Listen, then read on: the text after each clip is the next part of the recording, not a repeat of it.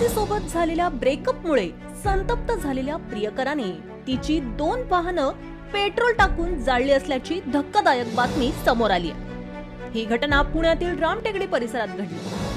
प्रेयसीने breakup केल्यामुळे चिडलेल्या प्रियकराने तिच्या 2 दुचाकी वाहनांना पेट्रोल टाकून आग लावली। पहाटेच्या सुमारास घडलेल्या या घटनेमुळे परिसरात एकच गोंधळ उडाला।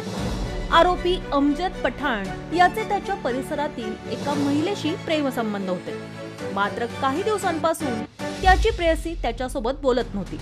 त्यामुळे बिघडलेल्या पठाणने त्या महिलेच्या घरासमोर असलेल्या 2 दुचाकी पेट्रोल टाकून जाळल्या। पोलिसांनी आरोपीला ताब्यात घेतलं असून त्याच्यावर गुन्हा दाखल करण्याची प्रक्रिया सुरू आहे। वानोडी पोलीस या प्रकरणाचा तपास करतात।